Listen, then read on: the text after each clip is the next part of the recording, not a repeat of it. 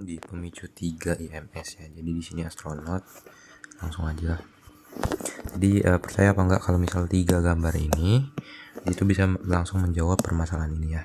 Jadi di sini ada seorang astronot gitu ya. Dia tuh berada di luar angkasa dan dia tuh mengalami pengeroposan tulang. Nah, bone mass-nya tuh menurun, massa tulangnya menurun. Kenapa? Jadi seperti ini dulu. Jadi untuk membuat perbandingan ini ya sebenarnya. Jadi ini ada astronot ya. Ibaratnya ini astronot tuh ya manusia gitu ya. Kita bikin 2 latar tempat terlebih dahulu. Ini ada di bumi sama di luar angkasa. Yang pertama di bumi terlebih dahulu. Manusia kalau di bumi kalau melakukan aktivitas fisik gitu kan ada misal jalan atau seenggaknya berdiri doang deh. Itu kan ada tekanan gravitasi di bawah ya. Nah, tekanan gravitasi di bawah ini kan akan menekan kayak apa ya, secara gampangnya itu akan menekan tulang gitu ya, sehingga menimbulkan stimulasi mekanik gitu. Nah, stimulasi mekanik ini disebut sebagai mechanical loading. Nah, nggak cuma dari gravitasi ya, dari jalan juga, pokoknya dari sesuatu yang bikin kita neken tulang kita gitu. Itu membuat adanya mechanical loading atau stimulasi mekanik. Nah, stimulasi mekanik ini akan membuat sebuah cairan itu mengalir di namanya kanalikuli. Apa sih kanalikuli itu? Jadi ini struktur histologinya dari tulang. Tulang kan seperti ini ya. Nah, di tengah-tengahnya tulang itu ada Haversian kanal. Jadi ini semuanya satu kelompok ini kita sebut sebagai osteon. Osteon itu adalah unit struktural tulang atau unit fungsionalnya tulang gitu. Nah, yang tengah ini Haversian kanal, isinya itu pembuluh darah kan. Lalu selanjutnya di sini osteosit yang warna ungu. Nah, ini sebagai sel yang menjadi sensor mekanik ya. Dia itu sensor mekanik. Bentar. Itu sensor mekanik. Maksudnya sensor mekanik nanti dikasih. Nah, terus ini yang panjang-panjang ini yang kayak jaring laba-laba itu kita sebut sebagai kanalikuli. Jadi nanti kalau kita mendapatkan tekanan dari luar, cairannya tuh bakal bergerak mengalir lewat kanalikuli ini dan nyamperin si osteosit buat ngaktifin si osteosit itu gitu. Caranya dengan ya ini aja, kita sebut sebagainya namanya fluid shear stress gitu ya. Aduh, ini tuh kayak apa namanya, gerakan cairan dalam kanalikulinya yang bikin aktivasi osteosit kalau dia kena tekanan dari cairannya gitu ya. Jadi misalnya osteosit ini si kanalikuli, dia kan nyebrang nih, cairannya lewat set kesenggol ini aktif si osteositnya ya. Kalau nggak salah ada silia deh di osteositnya, jadi kena cairan jadi aktif. Tapi nggak apa-apa, langsung aja ada stimulasi mekanik, terus ada cairan mengalir di kanalikuli dan mengaktifasi osteoklas. Osteoklas sih, mengaktifasi osteosit, salah tulis, mengaktifasi osteosit. Nah, osteosit ini kan sebagai sensor mekanik tadi ya,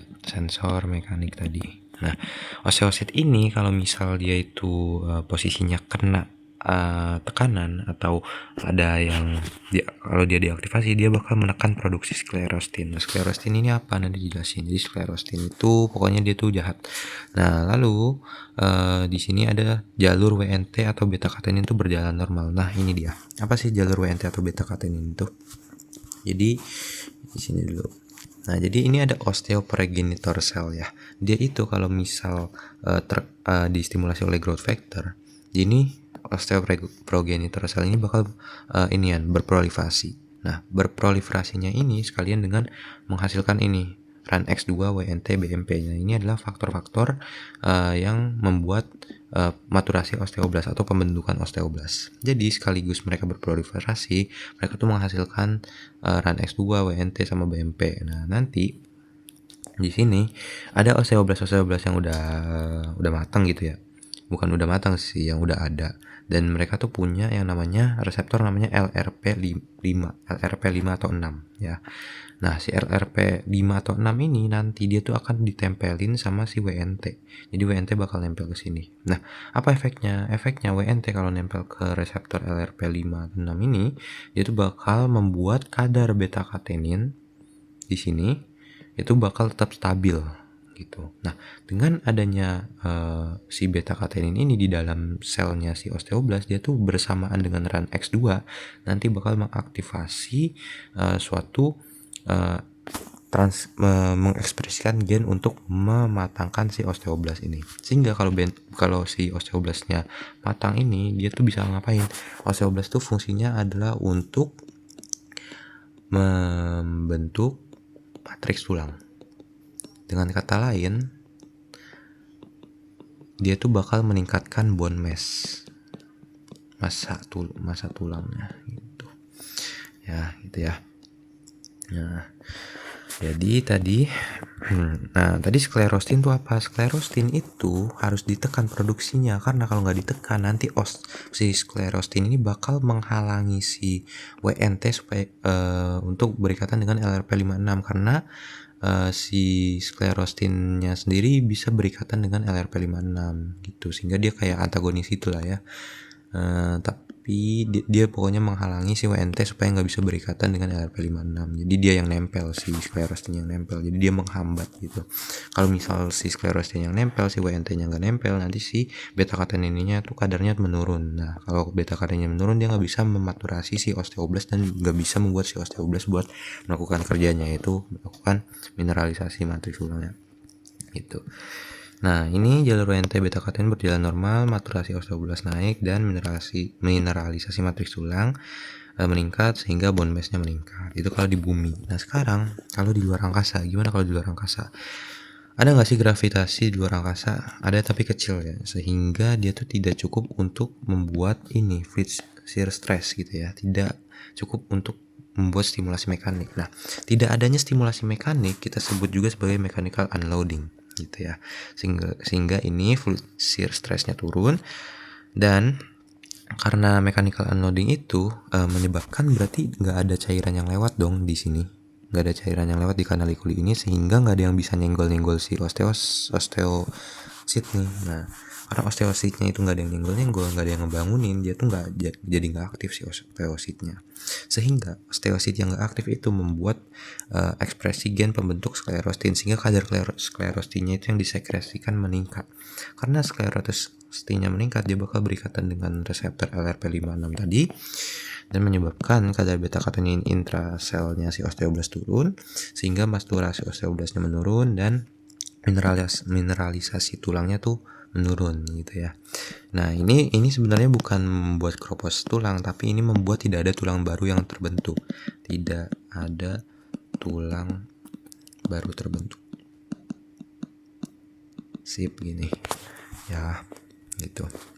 Nah, bersamaan dengan itu, karena si osteosit ini tidak diaktifasi, jadi tubuh tuh menganggap kalau tulang itu nggak diperluin untuk menopang tubuh, untuk menopang benda berat, karena udah lama nggak dapet stimulasi mekanik gitu, udah lama nggak dapet tekanan gitu. Nah, itu tuh membuat si osteosit untuk mensekresikan rang L. Rang L ini apa? Nanti jadi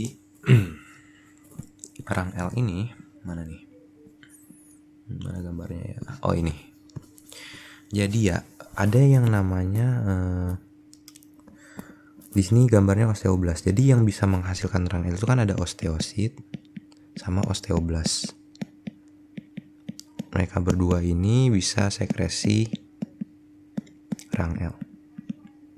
Nah, jadi nanti kalau di sini osteoblast ya, osteoblast ini bakal mensekresikan dua. Yang pertama itu MCSF dan yang kedua rang ligand nih gitu ya.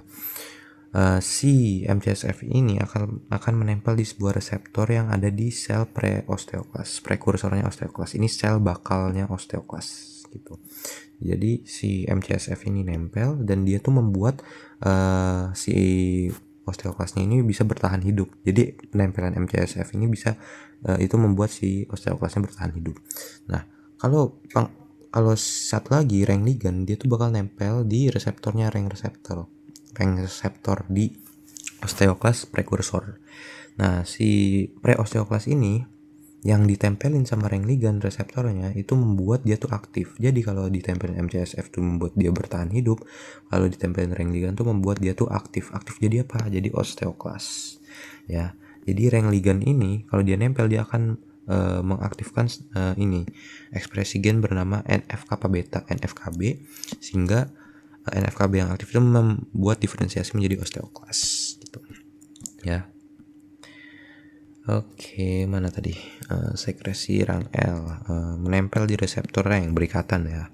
Aktivasi NF-kB ya. NF-kB aktif membuat osteoklas aktif. Kalau osteoklas aktif dia membuat apa? Jadi osteoklas tuh nanti bakal ke permukaan tulang, ke sini nih. Nah, dia nih osteoklas. Jadi dia bakal membuat kayak payung gitu. Ini kita sebut sebagai sealing zone. Ini adalah zona di mana dia tuh mengeluarkan H+ dan juga katepsin K. Buat apa K+ dan katepsin K? Dia tuh fungsinya untuk resorpsi tulang atau memecah matriks tulang sehingga tulang tuh bisa jadi kropos kayak gini nih. Nah, gitu. Ya. Ruangan yang ada di sini dia membuat sealing zone atau kalau yang ininya ini rough boulder ya. Yang ininya yang muncul di sini, yang nempel di sini. Membuat sealing zone, sekresi H+ katepsin K. Sekresi H+-nya itu untuk melarutkan ini ya, hidroksiapatit. Hidroksiapatit itu hasil mineralisasi dari kalsium dan fosfat ya. Kalsium fosfat. Hasil mineralisasinya kalau nggak salah ya hidroksiapatit, bener gak? Selanjutnya kalau katepsin K dia fungsinya untuk merusak kolagen tipe 1 sehingga ya pokoknya terjadi resorpsi tulang dan penurunan massa tulang itu. Itulah kenapa di kondisi tanpa gravitasi si astronot itu dianjurkan untuk latihan fisik. Fungsinya supaya apa? Untuk mensimulasi adanya ini stimulasi mekanik gitu, mechanical loading ya. Seperti itu. Oh iya, tadi si osteosit ya. Kenapa ini stimulasi osteoklas tadi salah? Jadi karena mechanical unloading itu akan membuat si osteosit ini ngirim sinyal ke osteoblast buat menghasilkan lebih banyak rang L daripada OPG. Ya, udah sih gitu aja. Thank you.